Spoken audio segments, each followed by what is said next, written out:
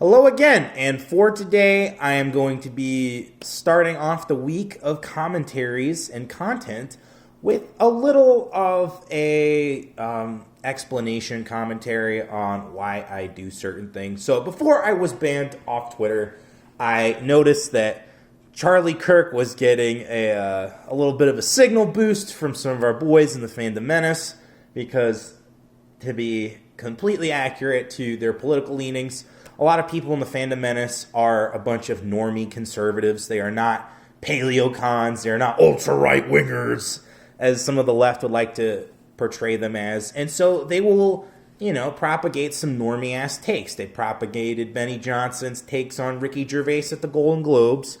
And this time, they were signal boosting, retweeting Charlie Kirk's take on the Jacksonville Trump supporters attack that was perpetrated by a leftist who drove his car straight into what is essentially like a tailgating party, which is really fucked up. But again, Charlie Kirk is there to make money on Twitter. He's there to gain an audience to funnel money into Turning Point USA. So again, you always have to be careful who you're signal boosting, who you're retweeting, who you're endorsing with your sharing of their content online. And so I called somebody out for this, and then someone kind of fucking got really mad about it. It's like, those people are hurt. It doesn't matter who's saying it. That's not the issue right now. It's like, yes, it is always the issue if you are propagating bad actors. So why do I prioritize cleaning house of bad actors?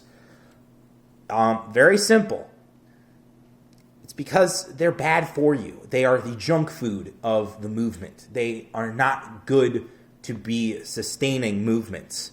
There are 4 simple things that they do, 3 key things, and then the overall thing that accomplishes, or not accomplishes. The overall thing that they do that inevitably is the thing that causes the most harm. So let's get into the first 3 points, and then I'll get into that point. Point number 1 is that these bad actors love to subvert movements, and subverting movements is not good. When a bad actor comes into a movement, they usually try to move their way up the ladder to be the key figurehead, so that way they're making all of the policy decisions, they are making all of the moral stances, and they are, essentially putting out the ideology to follow for the movement. And this is not good specifically because their interests do not align with your interests, with our interests. And with these bad actors, they are, in it for themselves. So you have to constantly be aware of that fact, because if you're not, then they take the movement away from you, and then you get nothing out of it, and they get everything they want. And this is essentially what Turning Point USA, what Conservative Inc., what YAF, what all these Cato, AEI think tanks have essentially done. And again, it's no good. It's no good. Another thing that's not good is their low IQ takes. Again, these people are not the sharpest tools in the shed. They are not the brightest bulbs in the light fixtures. They simply do not have the intellectual fortitude to be leading these movements. What they have is some lame level of charisma that isn't even strong enough to hold these positions. This is why Charlie Kirk gets so panicked when people with higher energy levels, higher charisma output, totally just fucking curb stomp him into the ground. Because he's afraid of, people with better takes, better positions, solving problems. He's afraid of these people. And it's what makes the Groyper Wars in itself so funny. The third point, I would say, is that they are just bad optics people, okay? They are the outputters of cringe. And, it is bad optics for these kinds of bad actors to be the faces and the leaders of movements.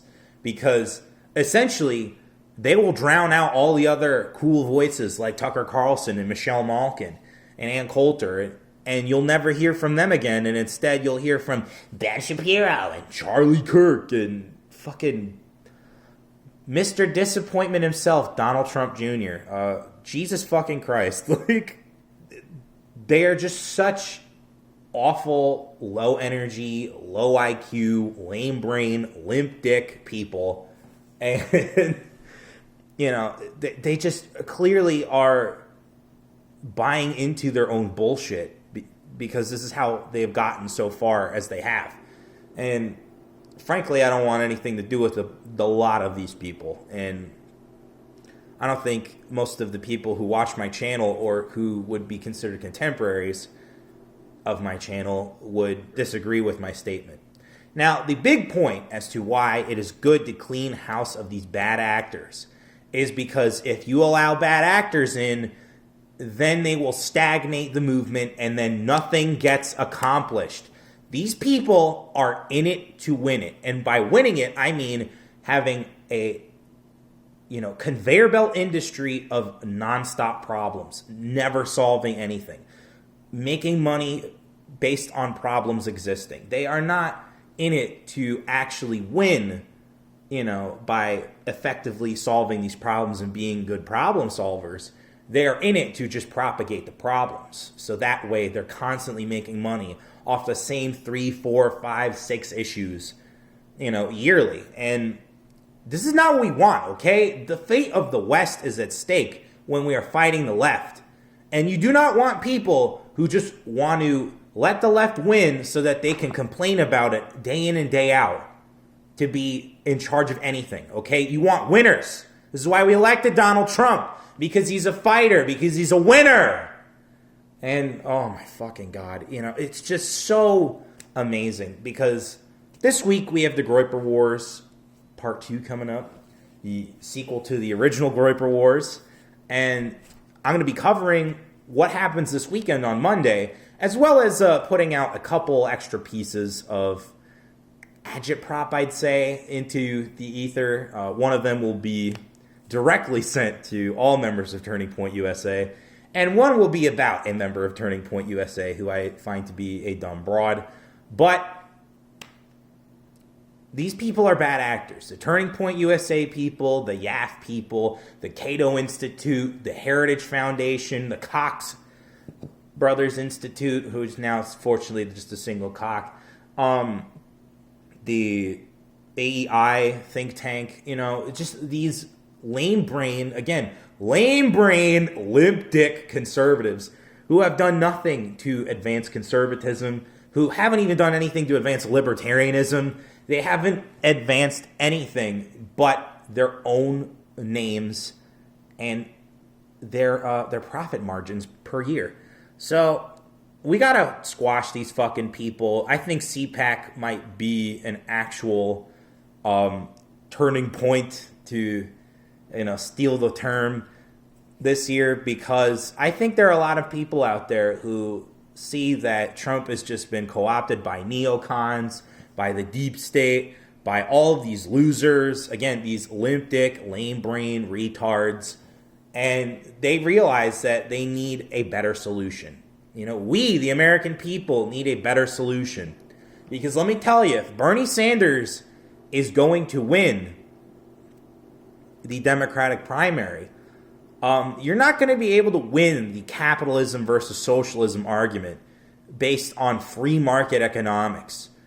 No, because people know what happens when you have an unregulated and free market. You get the 2008 financial crisis in the housing market, okay? This isn't fucking rocket science. And Trump is the only one who seems to understand that, yes, going against Bernie Sanders will be a struggle. It will not be a cakewalk, like so many of these fucking pundits and think tank goons seem it to be. And it's because it won't be, okay? It will be populist versus populist. You'll have even footing. Donald Trump won because he was populist versus establishment. And now he is the incumbent. He is the previous winner.